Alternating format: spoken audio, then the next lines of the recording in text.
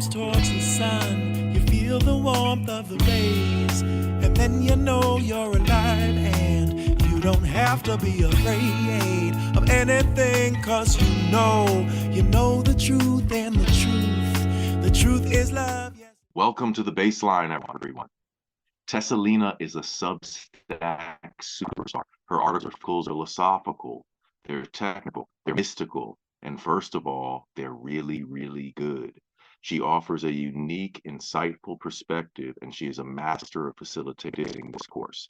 It is my honor and pleasure to welcome back to the Bassline contemporary philosopher, writer, musician, and an absolute treasure to the medical freedom movement, Tessa Lena. How are you today, Tessa? I'm so excited to have you back on the program. Oh, I'm so excited to be back on the program. Thank you, Jeremiah. You're so kind. And it is my honor to be on your show. And I do admire your radio voice. It is just perfect. Thank you so much. Well, first of all, I do believe in giving credit where credit is due. And Tessa, in interviewing me, I don't know, it seems like almost a year ago by now. I mean, time flies. I think it was less than a year ago, but in interviewing me several months ago, Tessa did give me a really big boost in my career as a medical freedom journalist. A good fraction of my Substack following came from her recommendation. So I thank you for that. And always credit where credit is due. Oh, it is my joy. Your work is brilliant. So we're going to be just praising one another for the rest of the show. But it's okay. A mutual appreciation society. There's nothing wrong with that. But I want to get right into this fascinating discussion, one writer to another. I'll say also, everyone, this show is going to have a fun feel to it, I think, because Tessa's a friend of mine, and I get a rare opportunity here to talk from one writer to another, one philosopher to another, as opposed to when I'm interviewing so-called experts. I don't mean to say so-called, but the term expert we've called into question in general at this point. But there are so many people who I interview what I'm interviewing them about is just not my wheelhouse whatsoever. But here I have the pleasure and the privilege of talking to another writer and philosopher. So I'm really looking forward to that. And Tessa is my friend as well. So I'm really excited about all of those aspects of today's discussion. But I wanted to talk with you, first of all, about words. And as writers, we look at words in our own unique way, I guess, from one writer to another. But sometimes, we can feel uncomfortable with certain words. For example, like, I'm a so-called mixed race person. I don't like that term, like mixed race. There's no term to describe me ethnically that I feel comfortable with. I guess I'd rather just be called Black. If you ask me simply, well, what are you? I'll just say I'm Black. But other than that, like, I don't really enjoy the term like mulatto, which I think means mule. I don't really enjoy the term biracial because there's only one race, the human race, so there can't be biracial really. Mixed, I don't know, nothing quite works, but it's all fine to me. I live in the real world. Whatever someone wants to call me is fine. Likewise, even I call my own radio program a show, but I don't like to call it a show because we're talking about such serious things. We're talking about injuries. So I use the word show because I don't have a better word. And I try to use at times the word program, but I don't like the word program because I don't want to program people, which is a concern of mine when I look at society, that people are not just trained in certain behaviors. We're being programmed into certain behaviors is my feeling. So I don't know what to call what we're doing right now. We're having a discussion. I don't want to call it a show. I don't want to call it a program. I wind up calling it both, just in using the language.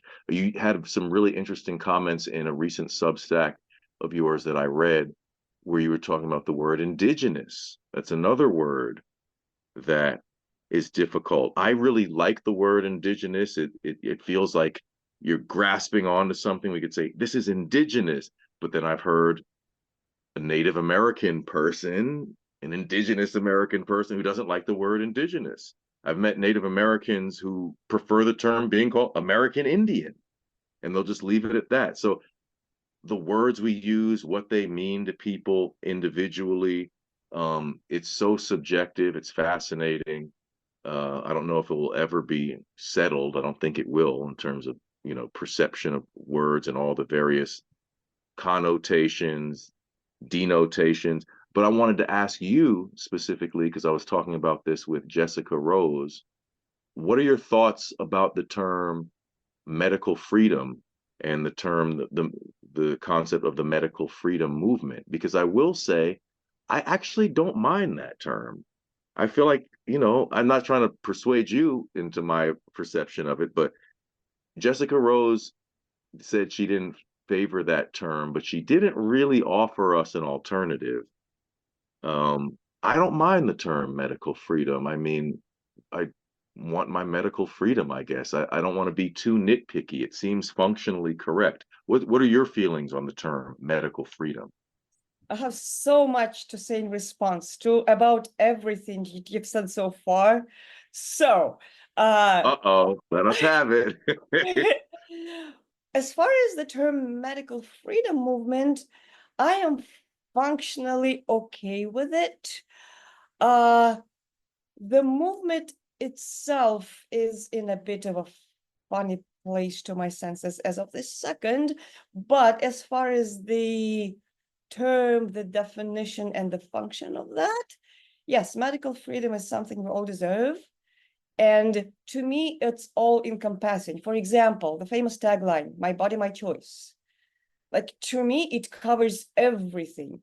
And that is regardless of what moral opinions I have about anybody's choices about their bodies and I'm talking about adults, right? So I think that if another adult wants to do whatever they want to do with their body, doesn't matter what I think about it. They're entitled to it.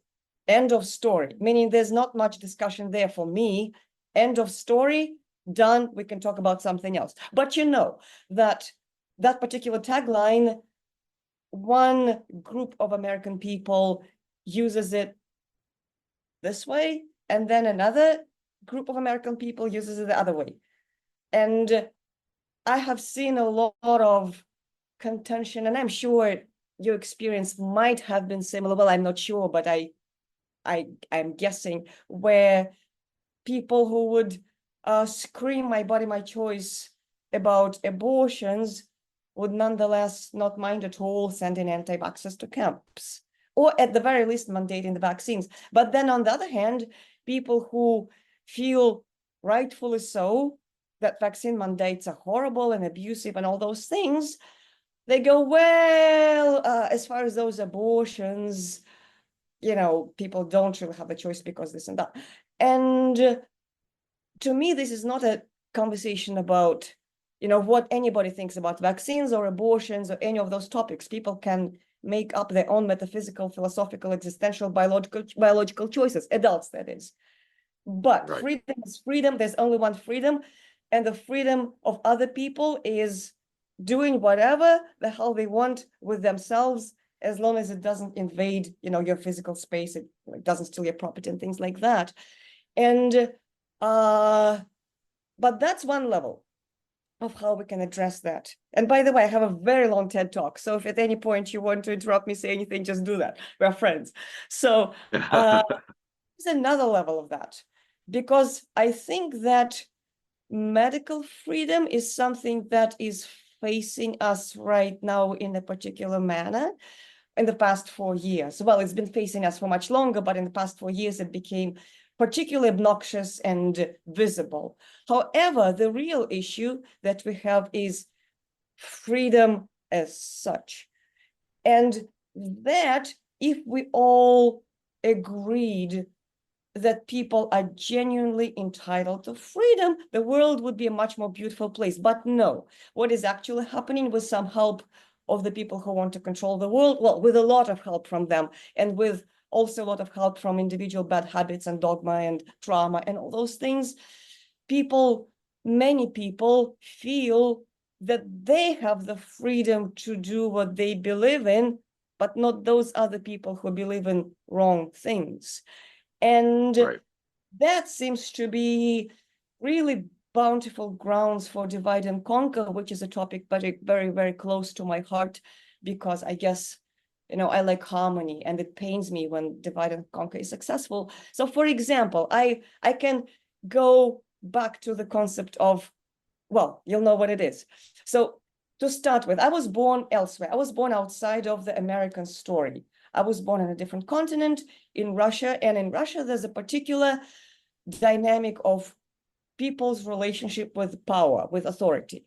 It's an abusive, very abusive, centuries of horrible things, forced conversion to Christianity in the 10th century, then abuse over abuse over abuse over abuse over abuse, and slavery, which was called serfdom, but same thing.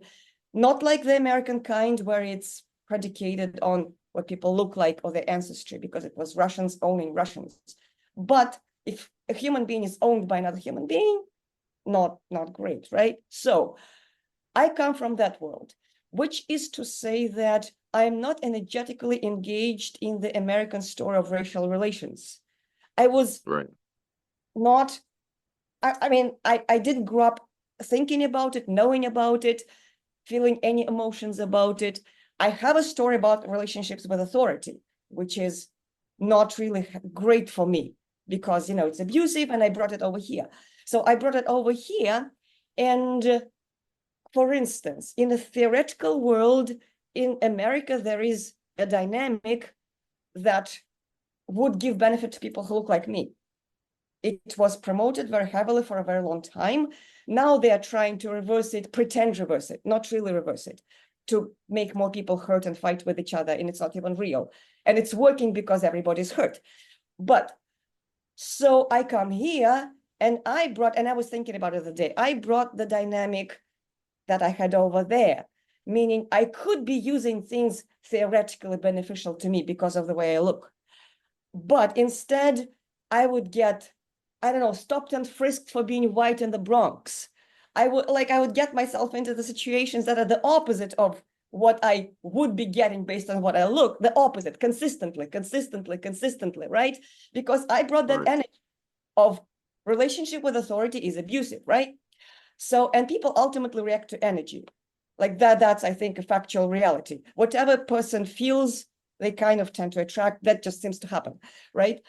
And however, if somebody's in a trauma, and I have a punchline, by the way, it leads back to your question, and I think it's really, really important. So, however, if I meet people who are, say, who are Black, who are in the trauma experience of being in an abusive relationship with authority, with a machine here, they don't care about my story. If they're in the middle of the trauma, they don't see me, they don't hear me, they only see what I look like, right? So then if they react to me in that way, then I could get hurt because that's not fair, because that's not my story. I'm not and when I initially encountered that some years ago, that's how I reacted. I felt hurt because that's not it didn't make sense to me. But then I realized that if two traumas meet each other, trauma to trauma, face to face, nuclear war, nothing good happens. It doesn't work. People with the best of intentions go into explosion, and that's what the CIA wants. That's the state they want us in, right? So one party that is less wounded in the moment has the obligation to kind of chill and say, okay, maybe that's not fair, but what is the benefit of humanity, right? What is the benefit of, so maybe right now it is my place to chill in this particular situation with this particular person. I'm not saying anything global, right? So because that's not my story, I'm not particularly wounded by any, there are things that wound me horribly, not this, right? So then if I am dragged into that story, I can handle it, right? Because it's not my sore point. And all of us human beings have our own points that are like raw, fresh wound that are very hard. Like it's still our obligation internally to deal with it, but it can be hard. And then we have somewhere where we're outsiders, right? So when we're outsiders, we have the obligation to be the stronghold, to be the fortress, to kind of carry it. And doesn't mean take it in, doesn't mean blaming ourselves, but it means kind of just, assume the position of, okay, maybe the person is struggling, maybe the person is, having a really hard time, having a bad day, something happened that brought back like all sorts of nonsense, and maybe it's not fair, and I don't have to say, okay, you're right, I'm guilty, because I'm not, but I don't have to go to war either, right? So Yeah. what the masters and the CIA people, and I mean, which is all conglomerate, are trying to do is they're trying to put everybody in a constant trauma to trauma meeting. What they are doing in this particular story, as my view of an outsider from a different culture, is that, they're playing a game of musical chairs always. They don't like anybody. They don't like black people more. They don't like white people. They don't like anybody. But for a long time, they would abuse black people more. They would pretend to not abuse white people, which is also a lie. They abused European peasants, plenty. But they would pretend. They would play this game of chess. Now they're kind of worse than it. Now everybody's hurting. And people go, oh, because if you say you're a bad guy, if you tell a poor white person who's struggling, you're the bad guy, what's going to happen? Defense, regardless of everything else, because people live individually. And that's what the CIA wants. And that's going back to your question. What I would want, a movement I would want to be part of is anti-domination movement. Undomination movement, anti-domination movement. That would be universal. And, we only have one race, we only have one human cause, in a sense that we all deserve freedom, we all deserve dignity.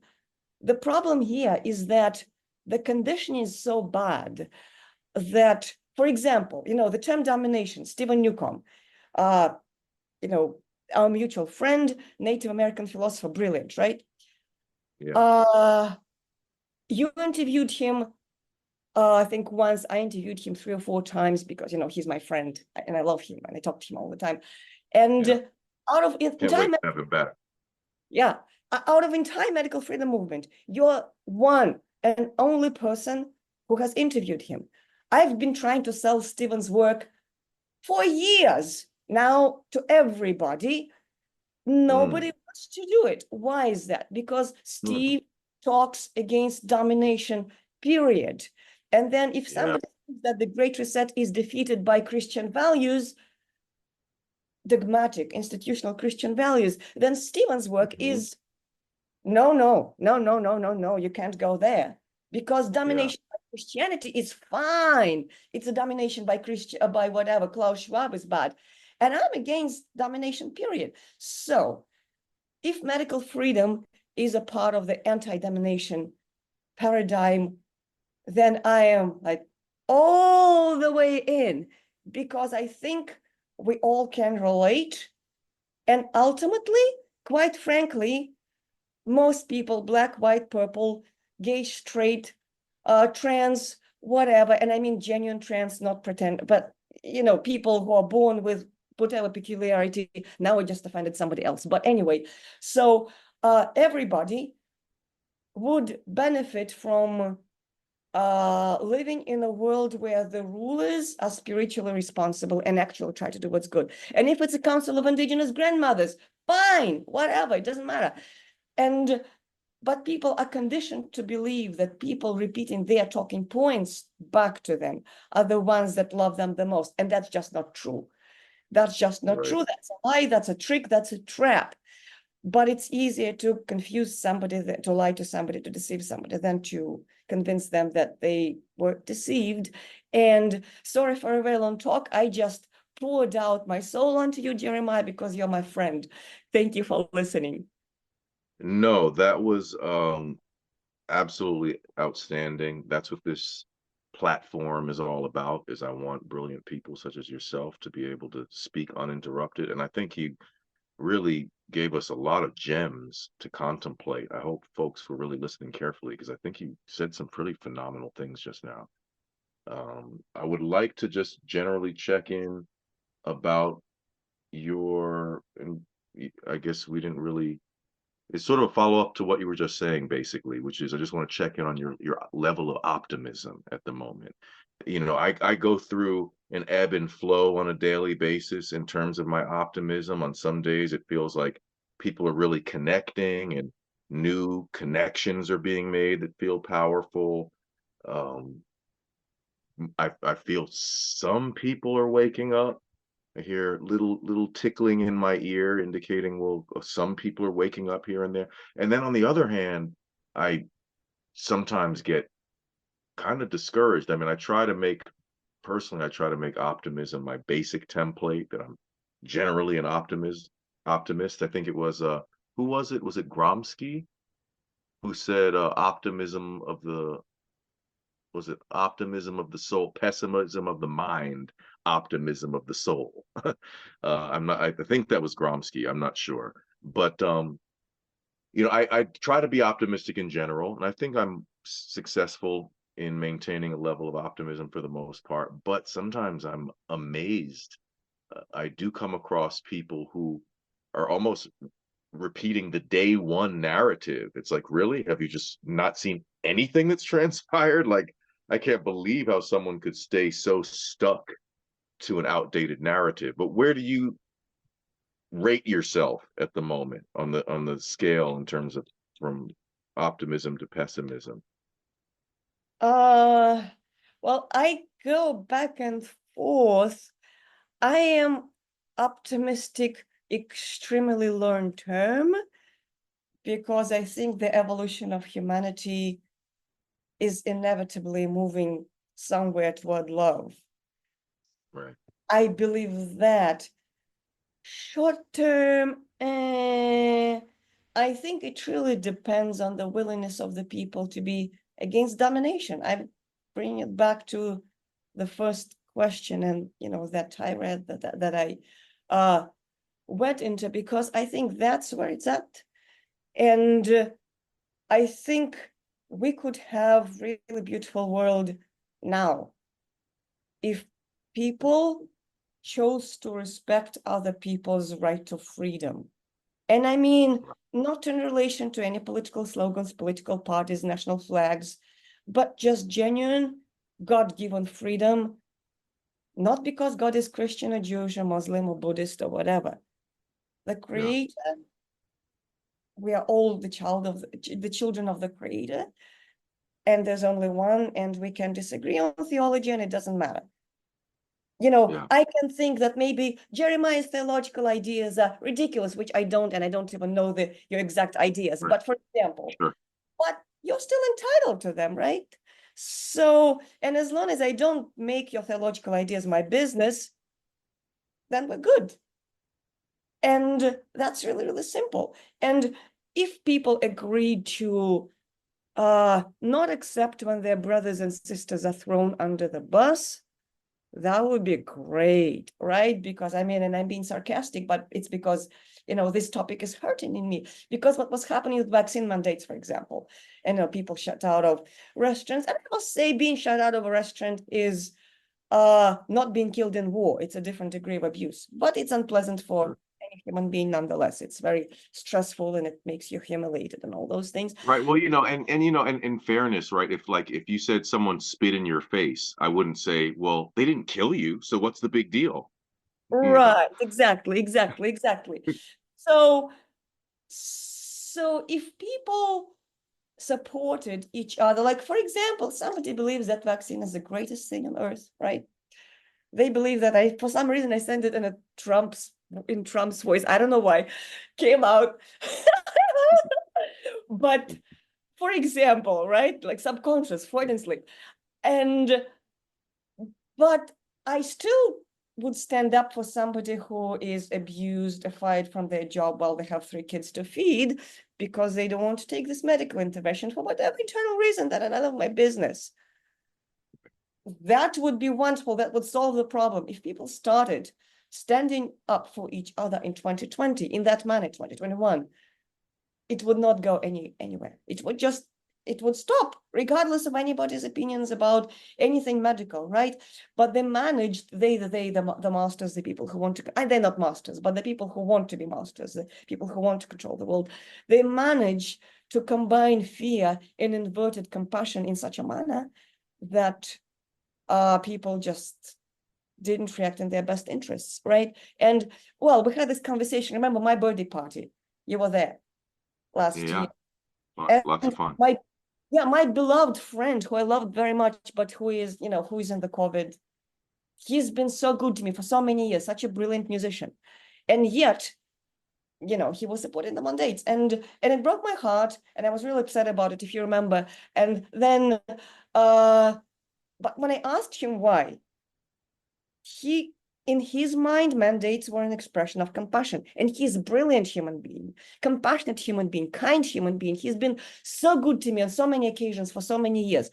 Nonetheless, in his mind, compassion was the thing driving the mandates, because COVID was killing people and vaccines were saving people. Based on that premise, forcing people to take them or not, making life uncomfortable if they don't take it, is net good for humanity, because it protects innocent people from selfish people. And when He really believed that argument. He took it right. on like it. So it's like, if you invert what does what, then bad things can be sold as good things to good people, well-intended people, intellectually brilliant people, and people who have compassion in their heart. So then it's not about some kind of brainwashed, stupid, useful idiots wanting to be evil. It's about people who have, I don't know, some kind of internal conflict, some kind of something that makes them easy or relatively easy targets for such inversions. Maybe they have hunger for compassion. Maybe they have some kind of trauma, generational, individual, ancestral something, where they want to fix the world via compassion. And when somebody manages to explain compassion 180 degrees opposite, they go for it. It's very complex. And it's collective job for all of us, which is to say optimism versus pessimism.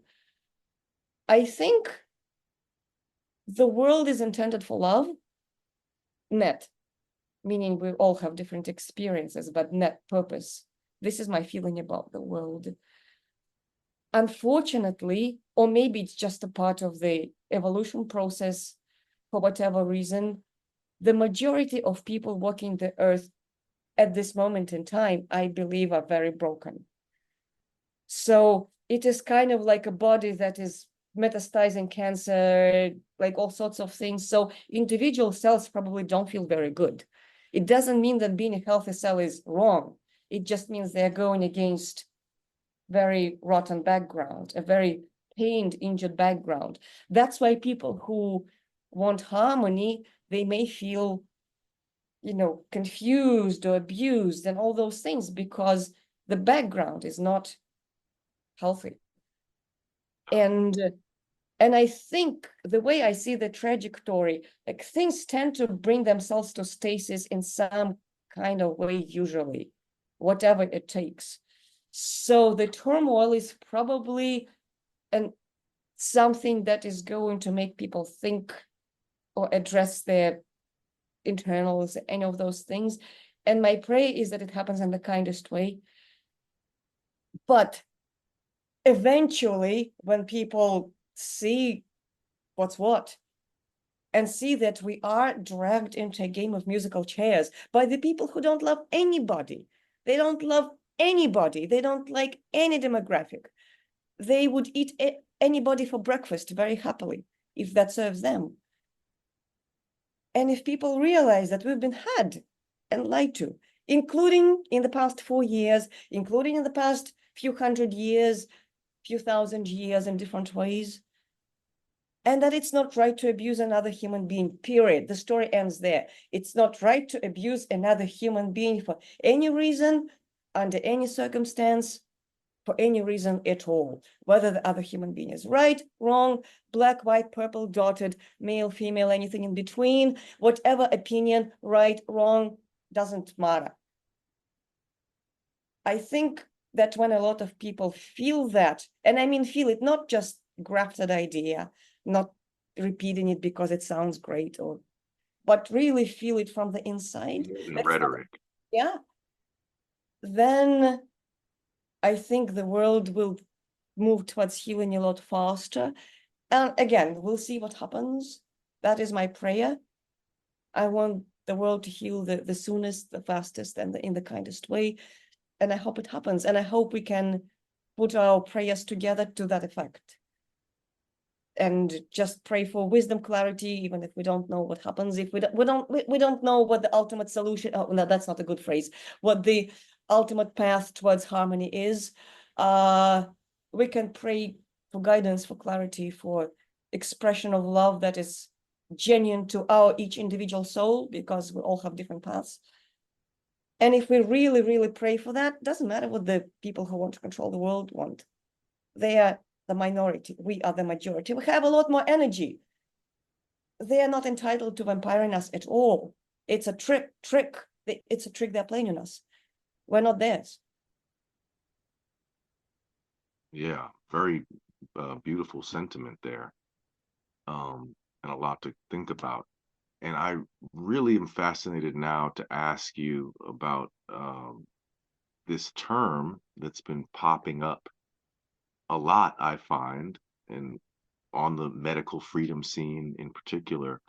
I find it amusing. I don't mean to sound patronizing or something like that, but I find it amusing. I find it fascinating. And I personally find it to be inaccurate the way the term Marxism is being used by a lot of people in a lot of different settings recently. Like, I find it fascinating, this notion that, Kamala Harris is a Marxist, and Joe Biden is a Marxist, and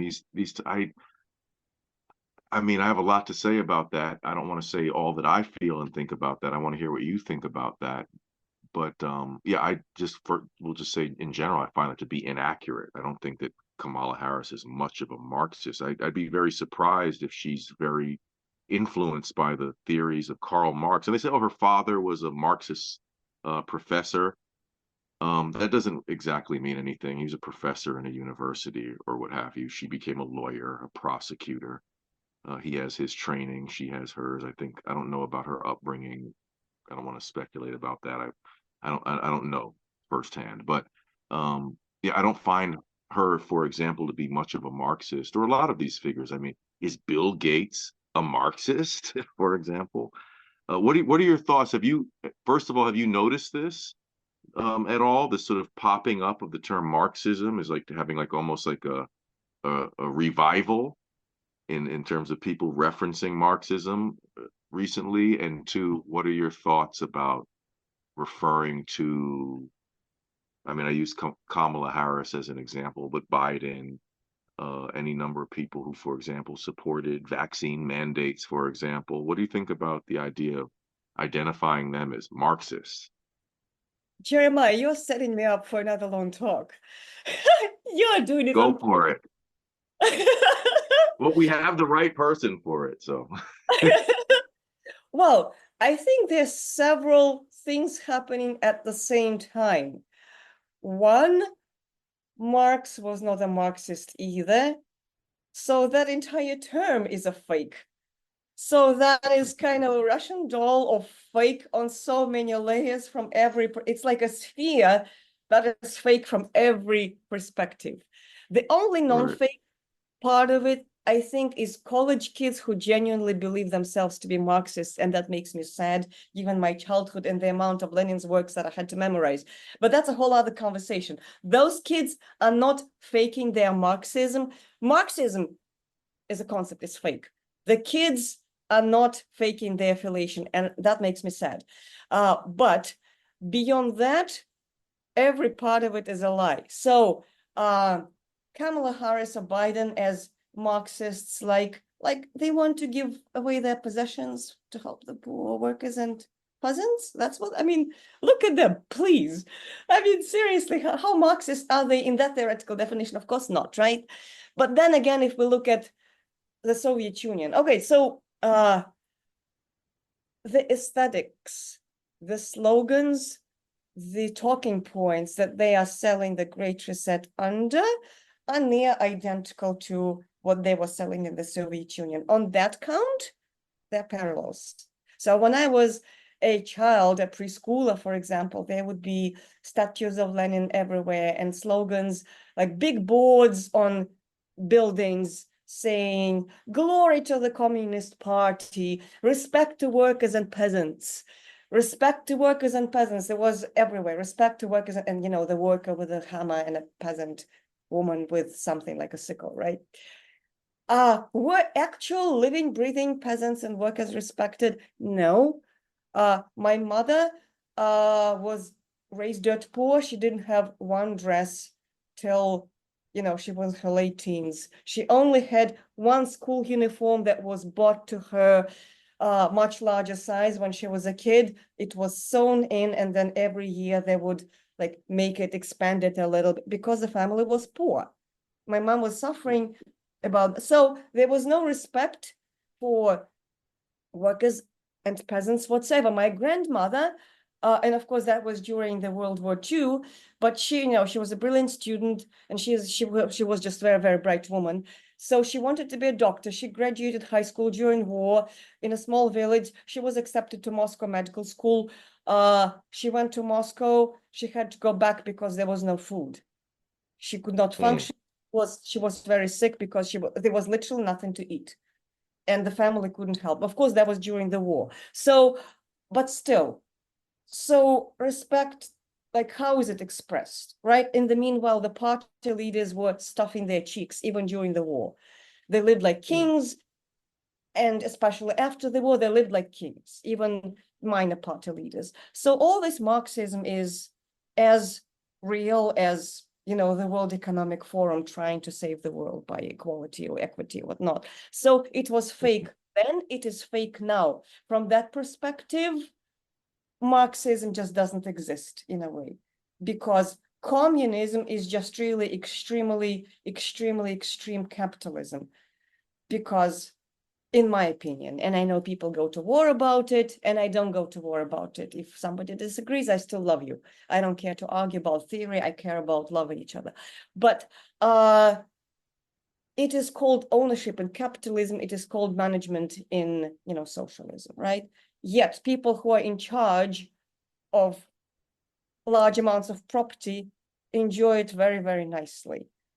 In the meanwhile, workers and peasants are not respected at all. They work their butts off, and I just censored the word here for your show, Jeremiah. I hope you appreciate it. Yeah, thank you. It is a family show. Actually, what's funny, since you mentioned that, is without me ever mentioning, any sort of restriction on speech, I went, I don't know, like 40 something shows, and I'm sorry, there was one person who said the SH word in like 40 something shows, and it was no big deal. It happened, whatever. But then when someone basically were like on a cursing streak on this show, after like a streak with no cursing, it's like now people have been lighting me up with cursing every week, which I don't mind because I want people to speak freely. But it is a show that comes on at 1 o'clock, and I'd like for people to be able to listen to the show with children in the room. You know what I mean? So Right. it's like, I don't want to censor anybody, but I would like someone to just be able to turn on the program, open up the archives while they're cooking dinner and play it in the living room without having to jump over and hit pause because a child's in the room. I'm sensitive to that, as a father of 2 young kids. But I'm sorry, go ahead. I appreciate your Nothing to say about self-censorship. Yeah, Here I am. I'm a freedom of speech advocate, rejoicing in your censorship. human nature, Jeremiah, human nature. Well, I mean, I'm saying it's jokingly, but I think a lot of proponents of freedom would very much enjoy being a benevolent dictator, right? So because they would do it right. They were the only person who would do it right. So Right. Right. back to that, right? So the socialism and communism, Well, communism didn't really happen per se, but it was socialism. Right, It was right. fake because everybody was poor and the party leaders were rich. And as we know, well, I'm sure a lot of people by now are familiar with the fact that even the Bolshevik Revolution was financed by the bankers, the whole story, Sutton's work about that. So it's really fake socialism. It was a sandbox for total market ownership by people with money. Well, Uh, I'd also like to interject there too. I think like amongst the left, there's the left so-called. I mean, right. shuck. What do we mean when we use these terms at this point? But historically, amongst Marxists, let's say more specifically, amongst theoretical Marxists, I think that problem was dealt with from generally two different approaches. Because there are some people who say, okay, well, we can look at the communist Marxist regimes of history, and we take that as a template that was imperfect, but we'll correct the mistakes that were previously made. And then the other point of view is just you quickly say, oh well, there was no communism because they never established a dictatorship of the proletariat. It wasn't communism. That's not what we were talking about. And you just quickly bypass the whole thing, or like sort of the two approaches you can take. You can take stock of the mistakes that were made, or quickly bypass it and say there was never a dictatorship of the proletariat. We never had communism, so we don't know what it looks like.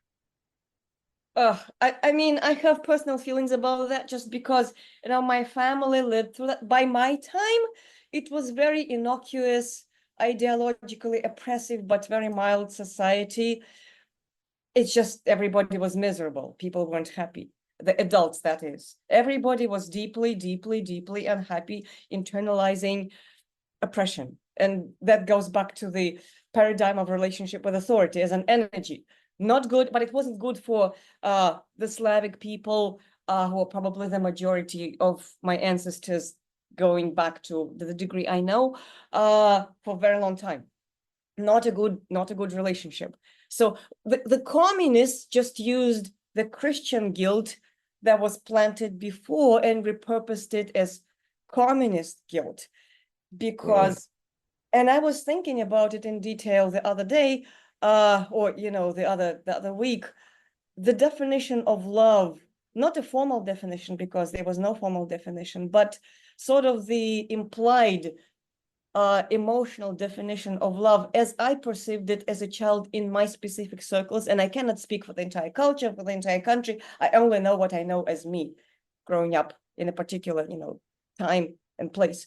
It was about downing your energy to the miserable. So, and being happy is a sin because there's so many people who are miserable. So if you're happy, you're making them more miserable by contrast. So you love them by joining their misery. And so you give energy, but it's a bottomless pit, right? It's a bottomless well, because no matter how much energy goes into the bottomless well of misery, it may create like 2 moments of happiness, but then the electricity of misery takes over. So it's a dead-end plan, but that was something that was promoted explicitly as your duty to the collective. And of course, it was sold as collective, like public good of today, community standards of today, as it was the same idea, community standards, right? But it was, of course, the domination paradigm that was thought created by the people who want to control the world, who want to steal energy from everybody. And they don't do everything directly with their hands. They use people to oppress each other. That's what they do.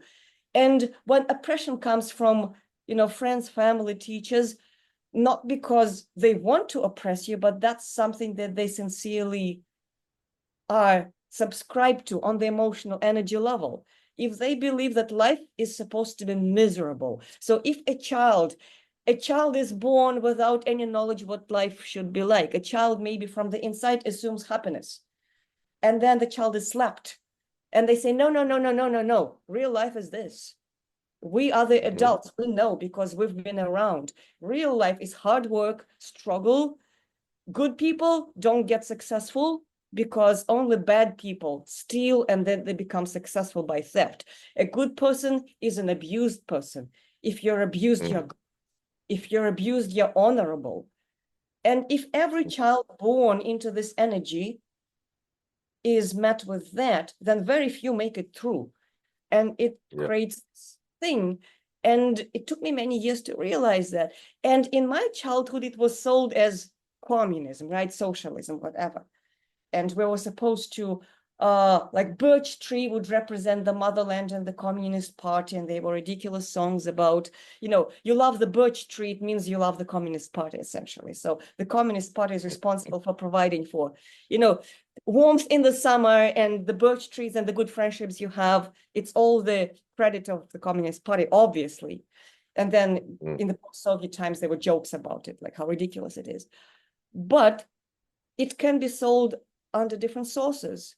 It can be sold as a theological value, an atheist value, Christian, Muslim, whatever, Buddhist, doesn't matter. If somebody wants to control the people, they would try to weaponize community values and to suck energy out of everybody and to trick people into acting against their own interests. So going back to Marxism, I think it's just a word.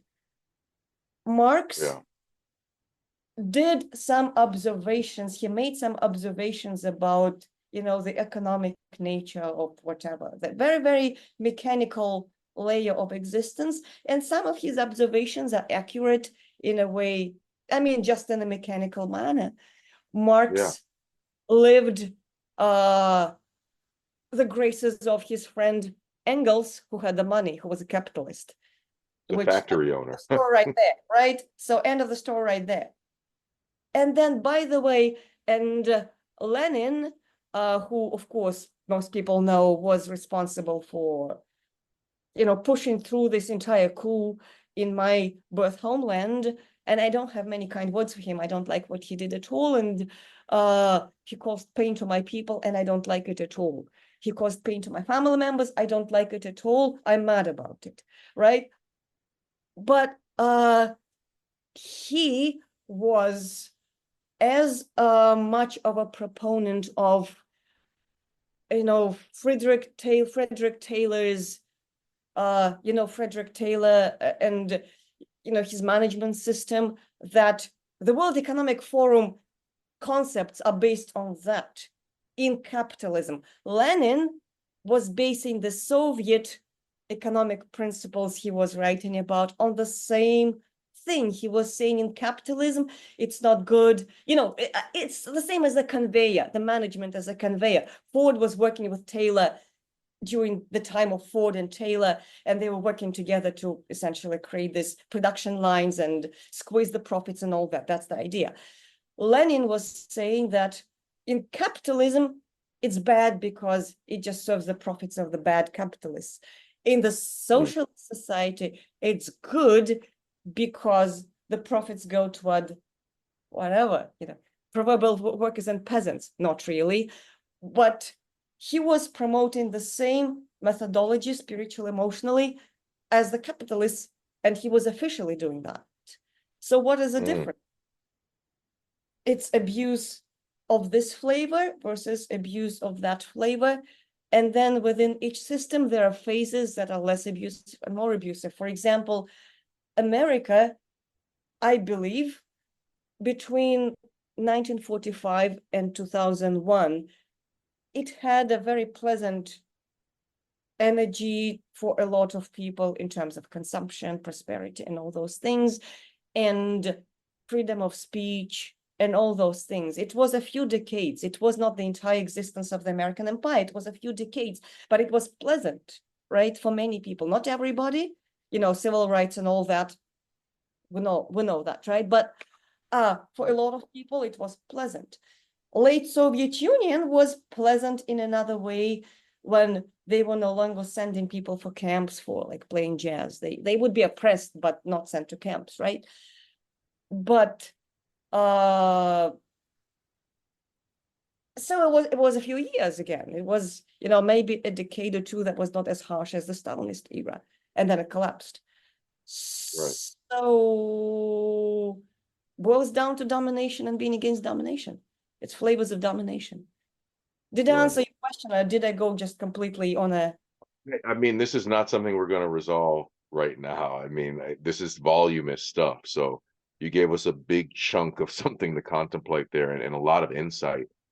I think that I'll just add quickly that I think when we look at what happened in terms of, I call it the biosecurity state, the COVID agenda, however you want to phrase it, I think we'd be a little bit close-minded, not perceptive to not attribute at least a good portion of what went wrong to the nature of capitalism, right? Like, in contrast to saying, oh, these people are Marxists, well, what about the idea that nothing is off limits in the domain of profit making, that we just salute every corporation and their right to maximize profit in the marketplace, right? I mean, the free market ideology takes on a religious aspect as well, where they talk about, literally, they use the terms the market and its infinite and mysterious wisdom.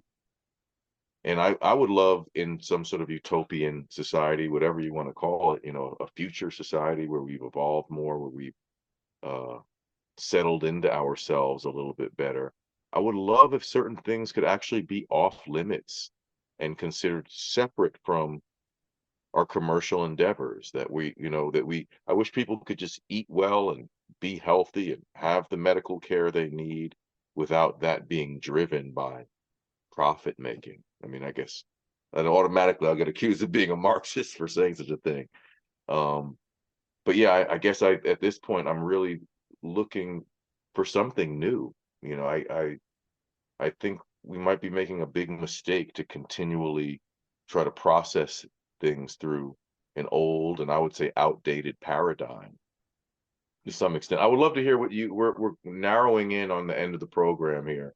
But I would like to ask you, in terms of, and you addressed a lot of it in what you just said, but in terms of the Soviet Union, I grew up in the end of the Soviet Union. My wife was in the last days of the Soviet Union as an elementary school student.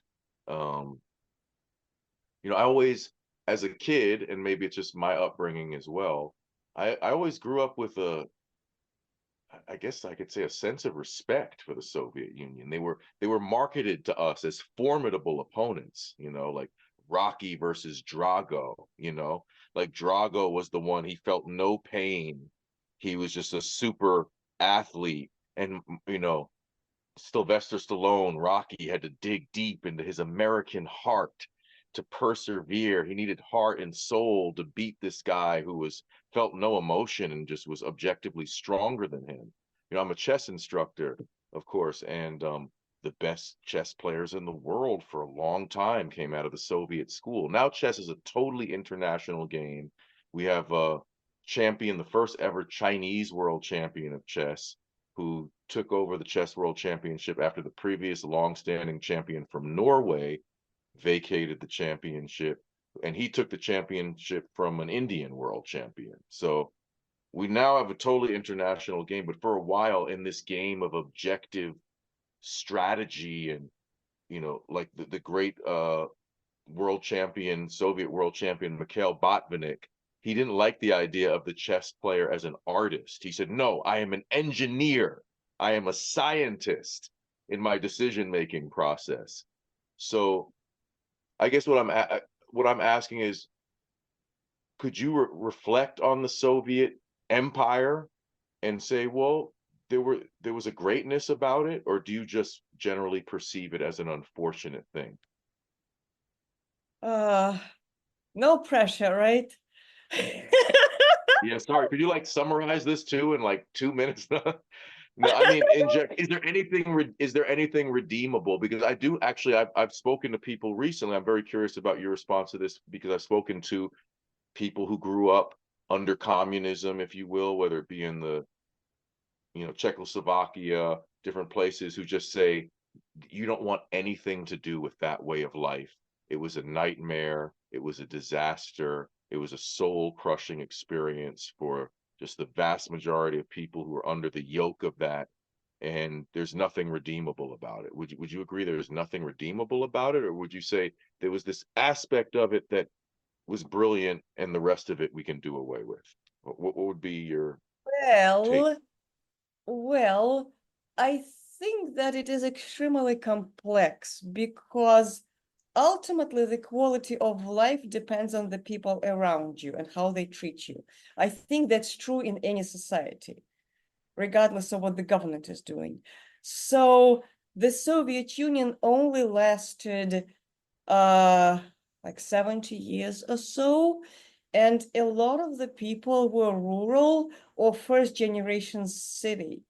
So there was this rural community feeling, the good side of it. So Right. people help each other. They would totally fight you if you were getting successful. But most people didn't have a chance at getting successful. Financially, it didn't exist for the most part, right? Unless you were in the party and then it was fine. But there was this sense where people would help each other, and a neighbor would come to a neighbor to, I don't know, borrow a carton of milk or, salt or matches or things like that. There was this village feel to that. And of course, in America, maybe it existed at some point, maybe it still exists somewhere. I'm not familiar with that America. I'm familiar with, people living in the concrete jungle and not knowing their neighbors, that kind of world. So Yeah. there's a benefit to the rural warmth, although What they would you say quickly? Because I'm sorry to cut you off because we're running out of time. But what about the intellectual rigor of that that system? existed. I must say that if you wanted to do something non-controversial, it was a good place to be. For example, if you had a talent for classical music, then you could be born in a small village. You would typically, because you have talent, it would be noticed. You would be sent for free to a good school. You would end up in Moscow. You could be the most singer in the world or whatever, like classical pianist. There was a Right. pathway. You would be poor, but you would be famous and respected, right? So there's that. And I Right. forgot what the question was because I was caught up in listening to the sound of my voice. So No, it's we're right. That was a great little quick answer to an unbelievably long question, or a question that would, ideally require a extensive answer. But I want to say we have just about 2 minutes here to close down. I want to announce to everyone quickly while I have the chance. I'm honored to say I'm going to be the keynote speaker at an event hosted by the Medical Freedom Alliance on September 19th, not 9th, sorry, September 29th. The Medical Freedom Alliance, the address is 122 East 83rd Street, and the event is my speech is going to start at 1:30 p.m. So I'm really honored for that. Please save that date. Tell your friends in New York if you're not in New York. But quickly, Tessa, in 1 minute, tell us about your Substack, where people can find you, and how people can keep track of your phenomenal work. oh, first of all, congratulations. It's a nice group of people, so congratulations. You deserve it. Thank you. And as far as my work, Tessa.substack.com. If you search for Tessa Fights Robots, I go by Tessa Fights Robots on many platforms. You will find me. Substack is the best place to look for me because I'm pretty much censored everywhere else and shadow banned. So Tessa.substack.com, and we're friends. And follow me there, subscribe. If you can become a paid subscriber, I will love you. I love everybody, but I will appreciate your kindness very much. So It's well worth it, folks. Her Substack is just phenomenal, and it's a literary treasure, very insightful, and I highly recommend it. And thank you so much, Tessa. You're an awesome person, and your work is inspiring. thank you so much. And I equally recommend becoming a subscriber, or better yet, paid subscriber to your Substack as well, because it's worth it. Thank So you. I appreciate that. I do. I'll talk to you soon, Tessa. It's been such a pleasure talking with you. Stay in touch. thank you, thank you, thank you. It was my honor.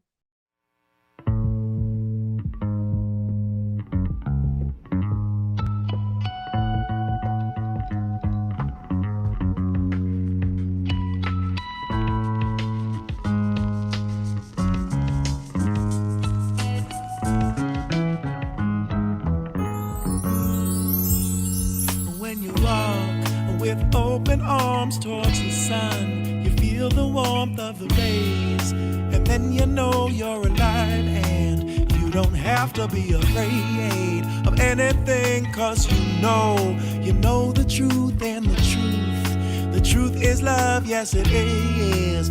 Wasn't what they said to you, or anything that you learn from a book or from the news. It's not like that, cause it's a thing. It is something that you do. Doop doo doop a doo. Doop doo doop a doo. Doop doo doop a doo. Dib on baby did long. Doop doo doop a doo. Doop doo doop a doo. Doop doo doop a doo. Dib on baby did love's the highest truth. Nothing could be higher than love, my friend. Love's the deepest truth. Nothing could be deeper than love, my friend. When you stop and you take the time just to think about your life, you'll recall the ones you love and the ones who were always there for you. Better thank those friends better. You better make amends. Go and tell them now, yeah, yeah. Tell them what they mean to you. Doop doo doop a doo. Doop doo doop a doo. Doop doo doop a doo. Dib on baby did love. Doop doo doop a doo. Doop doo doop a doo. Doop doo doop a doo. Dib on baby did